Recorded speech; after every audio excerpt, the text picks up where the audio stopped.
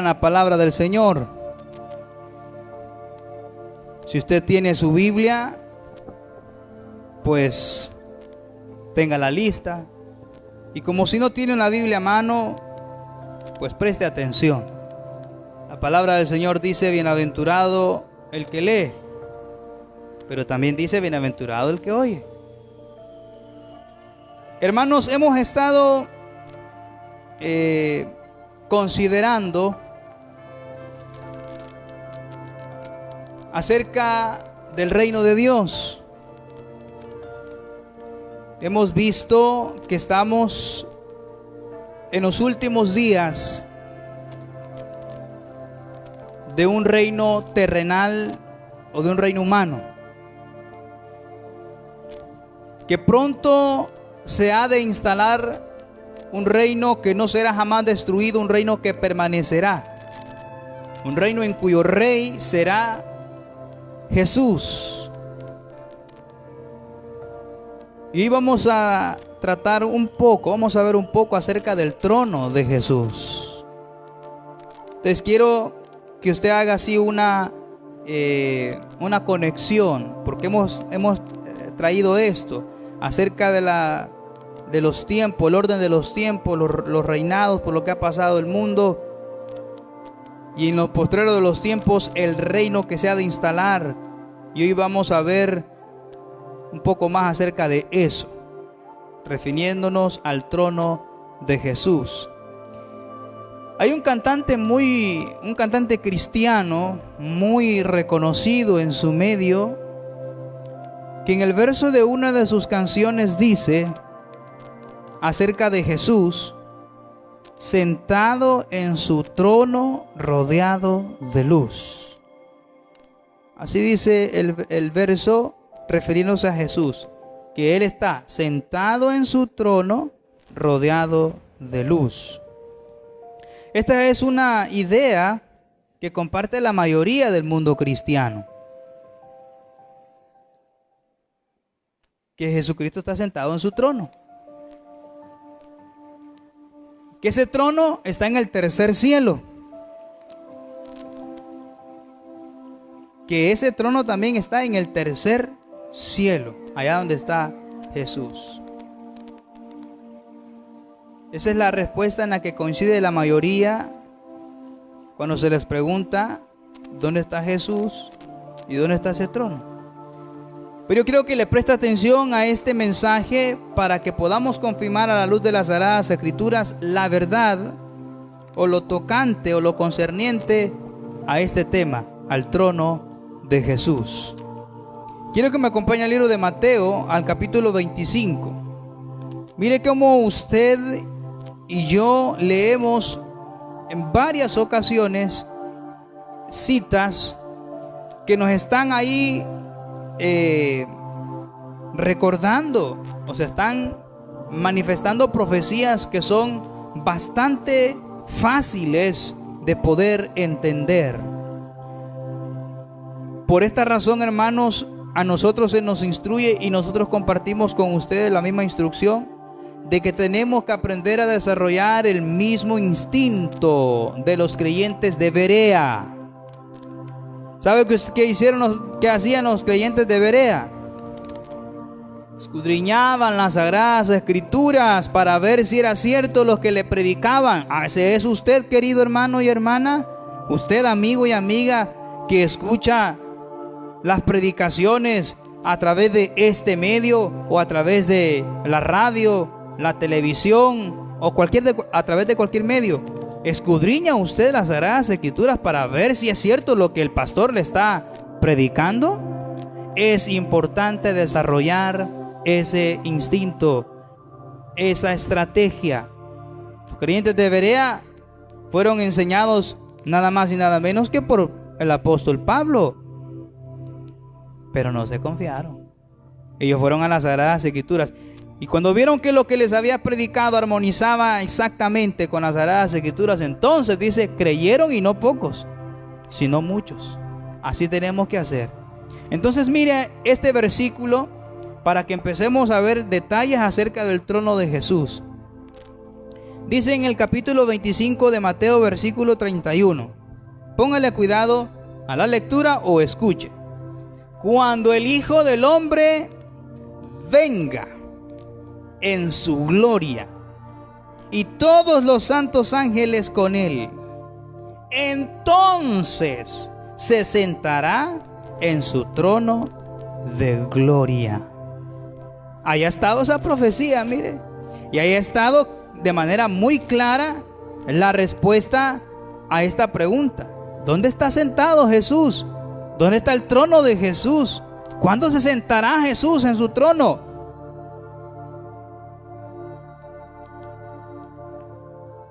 ¿Está sentado Jesús en su trono? Le pregunto yo, hermano y hermana, ¿está Jesús en este momento sentado en su trono? No, Jesús no está sentado en su trono. Lea con cuidado. Cuando el Hijo del Hombre venga en su gloria y todos los santos ángeles con él, entonces se sentará en su trono de gloria. Entonces se sentará en el trono de gloria. ¿Y entonces dónde está Jesús? ¿Está parado? ¿Será que está de pie Jesucristo? Porque no está sentado, tiene que estar parado. Bueno, ya vamos a ir hallando las respuestas a esto. De momento quiero que usted pueda, hermano, poner en orden las ideas. La profecía dice que cuando Jesús venga, hasta entonces, cuando Él venga, y póngale cuidado a eso, que cuando Él venga aquí a la tierra, entonces dice que se va a sentar en su trono. Ahora acompáñame el libro de Apocalipsis, al capítulo 3.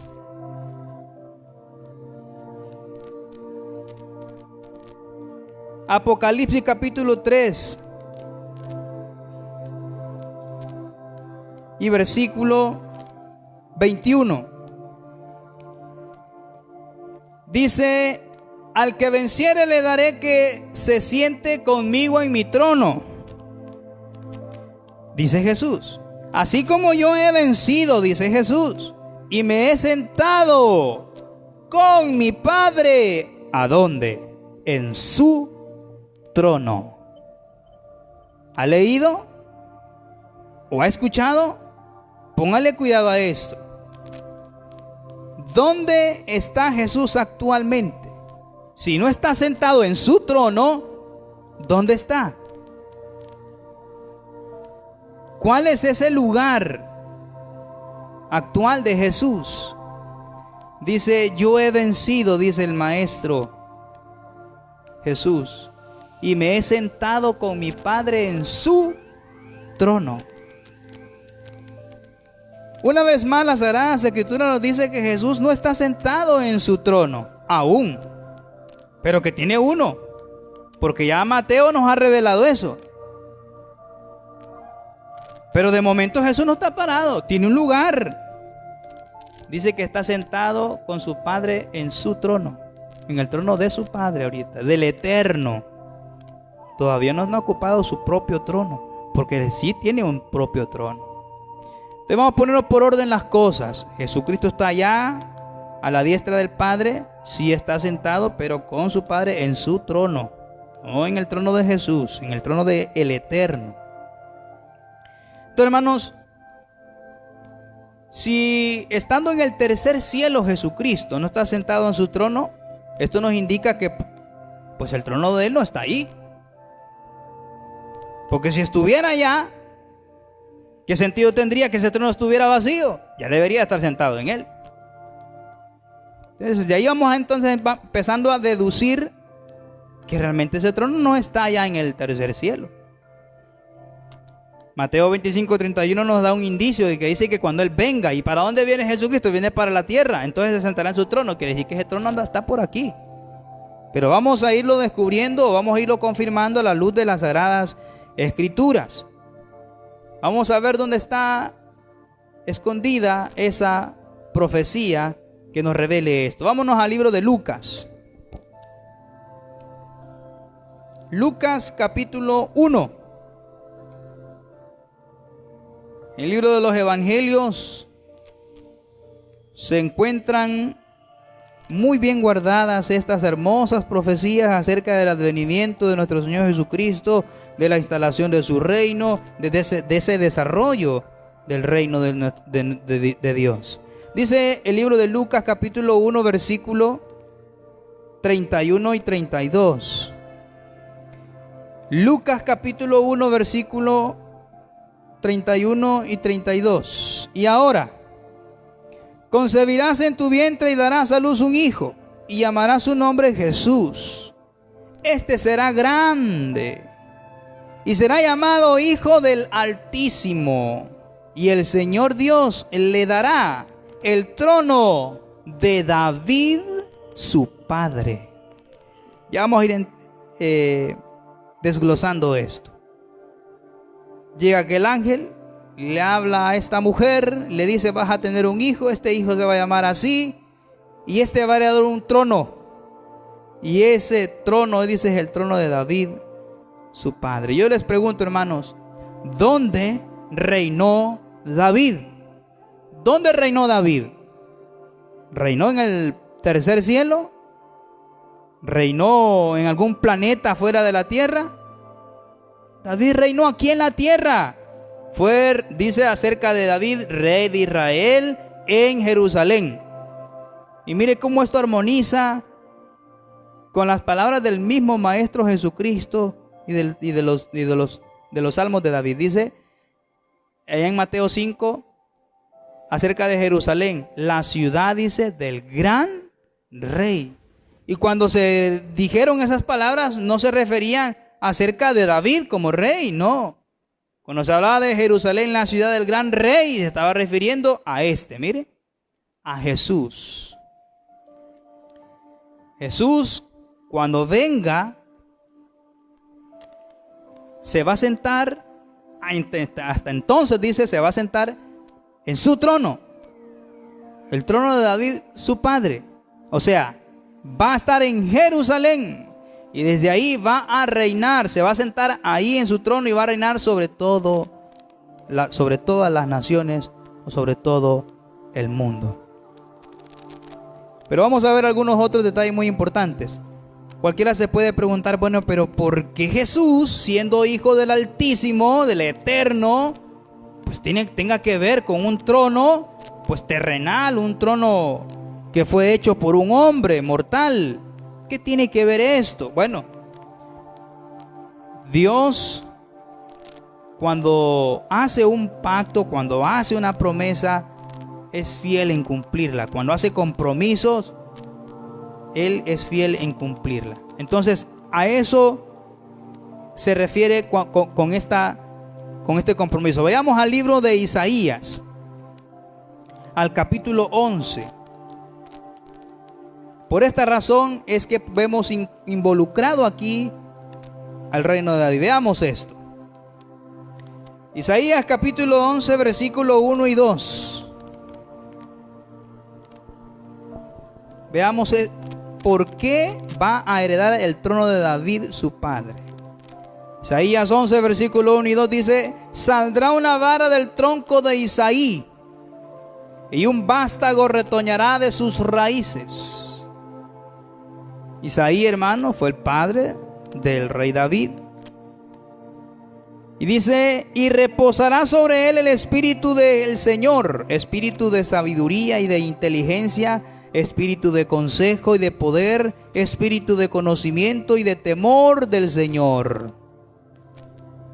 ¿Quién es ese vástago? ¿Quién es ese retoño al que se está refiriendo esta profecía? Este era un juramento que el Señor estaba pronunciando y que quedó aquí registrado. Y ya sabemos nosotros lo que dice en el libro de Números: el Señor no es hijo de hombre para que mienta. Se arrepiente. Y ahora, hermanos, lo que el Señor está haciendo es cumpliendo con este juramento. Por eso le dijo allá el ángel a María: vas a tener este hijo, se va a llamar así. Ese era el vástago, ese era el retoño a quien se estaba refiriendo. Será llamado el Hijo del Altísimo, y este va a heredar un trono. y es el trono de David, su padre. El Señor va cumpliendo esto. Ahora quiero que me acompañe al libro de Ezequiel un poquito más adelante y veamos el capítulo 21. Ezequiel capítulo 21, versículo 25 al 27. Veamos ahora un detalle un poco pues más crítico. Ezequiel capítulo 21, versículo 25 y 27. Dice: y tú, profano e impío príncipe de Israel, cuyo día ha llegado ya, el tiempo de la consumación de la maldad. Así ha dicho el Señor: depón la tierra, quita la corona, esto no será más así. Sea exaltado lo bajo y humillado lo alto. Arruina, arruina, arruina lo reduciré, y esto no será más, hasta que venga aquel cuyo es el derecho, y yo se lo entregaré. Queridos hermanos, si hoy nosotros nos damos a la tarea de buscar ese trono donde Jesucristo se va a venir a sentar, no lo vamos a hallar. Porque según esta profecía, el Señor dice que lo reduciría. Y vea cómo lo dice: arruina, arruina, arruina. O sea, esto era inevitable. Lo estaba el Señor sentenciando 3 veces a que sería destruido. Y así está hasta el día de hoy. Esa es la actual condición. Pero ahora ustedes se preguntan: ¿y cómo es este asunto? ¿Cómo es que el Señor destruye lo que era para el Hijo? Bueno, aquí encontramos un detalle más acerca de nuestro Dios. Él es único en su forma de actuar. Es único. Y por eso es que nos asombra. Si no fuera así, pues sería común. Sería común para todos. Pero mira algo muy importante. En esta profecía se anuncia que ese trono sería destruido, reducido a ruina. Pero al mismo tiempo le está anunciando algo. Dice: hasta que venga aquel cuyo es el derecho, yo se lo entregaré. O sea que el Señor tiene en su programa entregarle, como hemos venido viendo, este trono al Maestro Jesucristo. Pero ¿y cómo va a hacer esto si lo tiene reducido a ruinas? Bueno, es aquí donde nosotros tenemos que estar alertas. Alertas, muy pero muy alertas. ¿Sabe por qué? Porque las profecías poco a poco se van cumpliendo. Israel no hace mucho fue declarado estado libre. Desde entonces se ha empezado lo que es el recogimiento de este pueblo, y que va en ascenso y de manera bastante rápida. Son cosas a las que nosotros tenemos que estarle prestando mucha atención. No hace mucho, les hablo de esta última década, y Jerusalén fue otra vez reconocida como capital de Israel. Y hermanos, son detalles sobre los que tenemos que tener nuestra mirada. Lo que está aconteciendo en torno a esta nación, espiritual, moral, social, económicamente, todo. Por supuesto, religiosamente. Y uno de esos detalles a los que tenemos que prestarle atención es cuando empiece la restauración de este trono. Vea lo que dice el libro de Amós.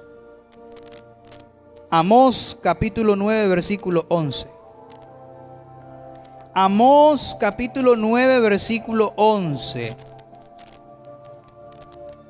Amós está después de Joel y antes de Abdías. Amós capítulo 9, versículo 11 dice: en aquel día yo levantaré el tabernáculo caído de David. ¿Está escuchando? Es cierto, está en ruina. Aquí lo está confirmando el Señor. Está en ruina. Pero dice: en aquel día yo lo levantaré, el tabernáculo de David. Y cerraré sus portillos y levantaré sus ruinas y lo edificaré como en el tiempo pasado.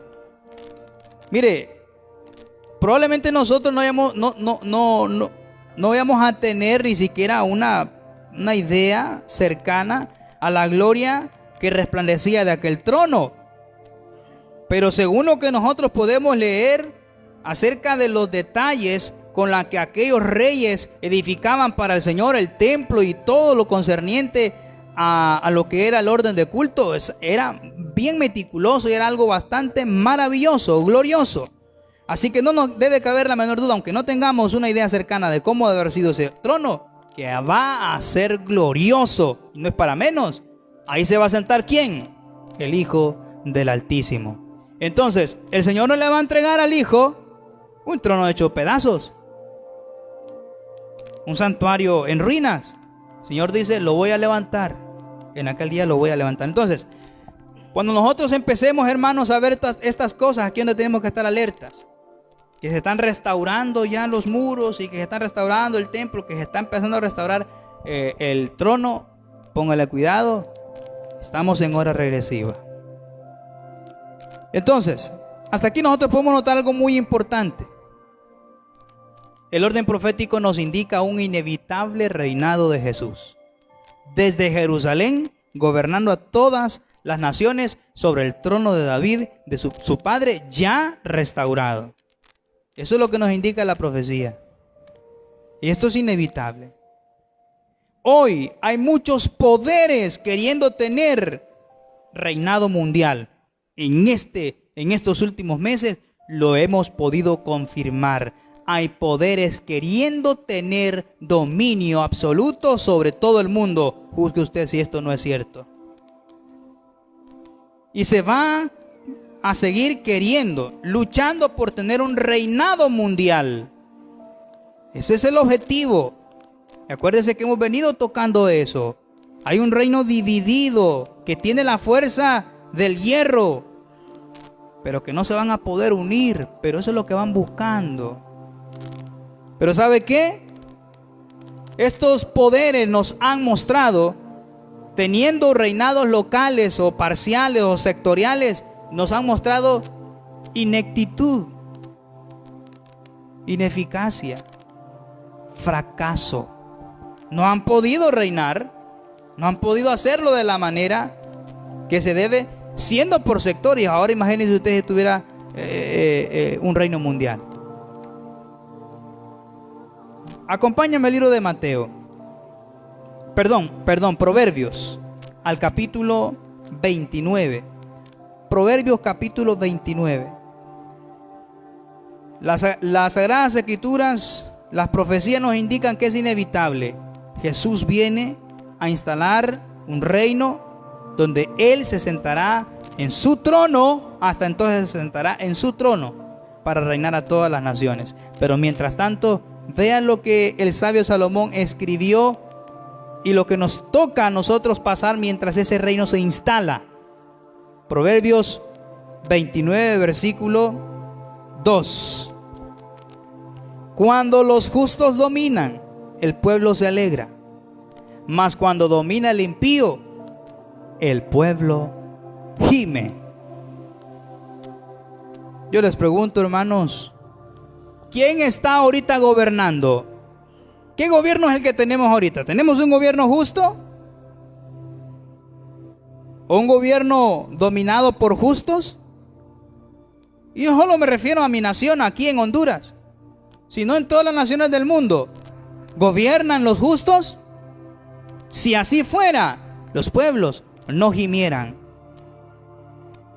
Y la pregunta es, ¿los pueblos saltan de alegría por los gobernantes que tienen? ¿O gimen de dolor por los gobernantes que tienen? Hay gemidos en toda la tierra. Y nuestro país no es la excepción. ¿Por qué? Porque ahorita los que nos dominan son impíos. Y cuando dominan los impíos, el pueblo gime. ¿Sabía usted eso? Aquí está la respuesta, mire. El ser humano debe de ir saliendo de su ignorancia. Mire, en este libro de Proverbios, en el primer capítulo, en los primeros versículos, se nos hablan cosas bien importantes. Dice que el principio de la sabiduría es el temor del Señor. ¿Qué es lo que hace el ser humano? ¿Ah?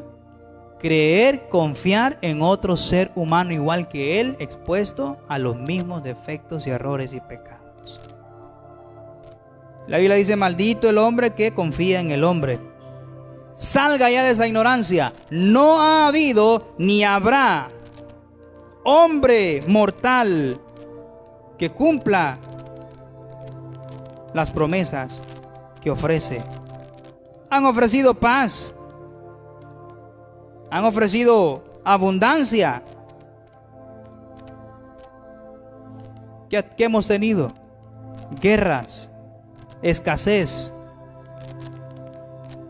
Hermano y hermana, amigo y amiga, porque los que nos dominan son impíos, el pueblo gime.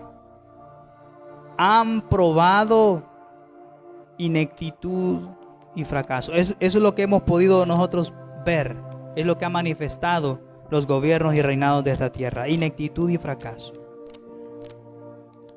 Ahora, aquí dice que cuando los justos dominan, el pueblo se alegra. Y algunos se preguntarán: ¿irá a haber un gobierno dominado por justos para que nosotros como pueblo nos alegremos? ¿Irá a haber un gobierno así?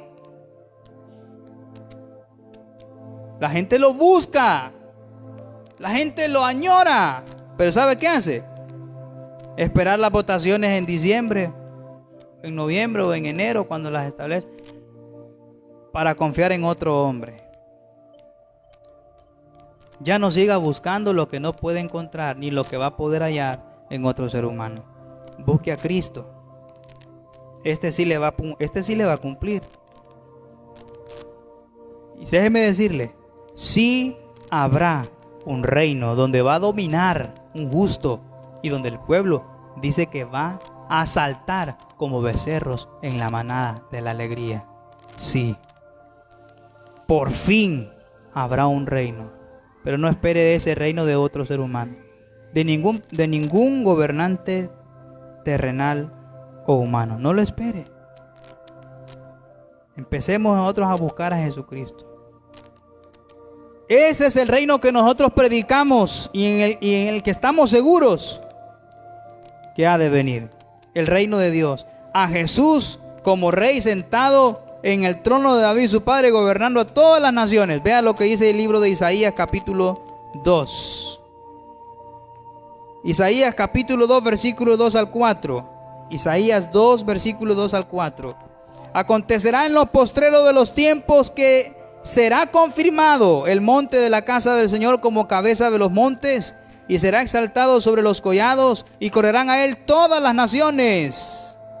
Y vendrán muchos pueblos y dirán: venid, subamos al monte del Señor, a la casa del Dios de Jacob, y nos enseñará sus caminos, y caminaremos por sus sendas, porque de Sion saldrá la ley, y de Jerusalén la palabra del Señor.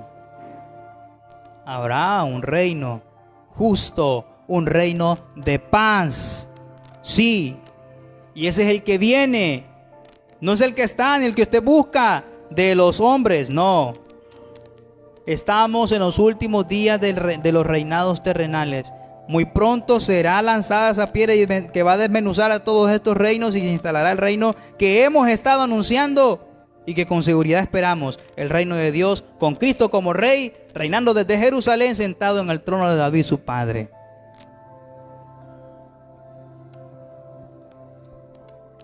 Hermanos, hay quienes no creen en esto que anuncia el Evangelio desde hace más de 2000 años. No creen, pero hay muchos que sí creen. Pero póngale atención, allá en el libro de Juan, capítulo 3, versículo 18 dice: al que creyere, el que creyere en él, dice, no es condenado, mas el que no creyere, dice, en el Hijo del Hombre, ya ha sido condenado. Mire, querido oyente, hermano y hermana, lo acepte o no lo acepte el hombre, este reino viene. Lo quiera o no lo quiera el ser humano, este reino viene. Cuando se instale, muchos lo van a querer destruir, Pero dice la profecía, será un reino que no será jamás destruido. Y vas a sentir verdadera autoridad. Quedarán avergonzados los reyes de la tierra porque verán su ineptitud, reflejado su ineptitud, su ineficacia, su fracaso ante un sistema justo de gobierno. Si viene un reino, querido hermano y hermana. Hemos sido pacientes. Tengamos un poquito más de paciencia. Ya estamos en las últimas horas del tiempo profético. Como el Pablo decía, yo no quisiera estar en este cuerpo, porque aquí se tiene hambre y muchas veces hay que aguantar. Aquí se necesita de agua, vestido, calzado. Si tenemos familia, la mujer nos exige esto, los hijos exigen lo otro, que la educación, que la salud, y etcétera, etcétera. Las deudas.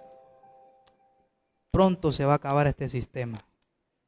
Pronto va a acabar este sistema. El reino de Jesús es inevitable para quienes lo acepten o no es inevitable. Hoy hemos confirmado, queridos hermanos y hermanas, que Jesús aún está sentado en su trono. Está sentado con su Padre en el trono del Eterno.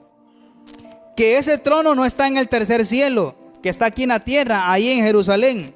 Que sí es cierto, está actualmente en una condición de ruina, pero hemos visto a la luz de las Sagradas Escrituras que el Señor lo va a levantar, lo va a restaurar, le va a devolver la gloria que un día tuvo en los tiempos pasados. ¿Y quién lo ocupará? Dice, cuando el Hijo del Hombre venga, entonces se sentará en el trono de su gloria, en su trono de gloria. Para ir concluyendo, veamos lo que dice Hebreos capítulo 10.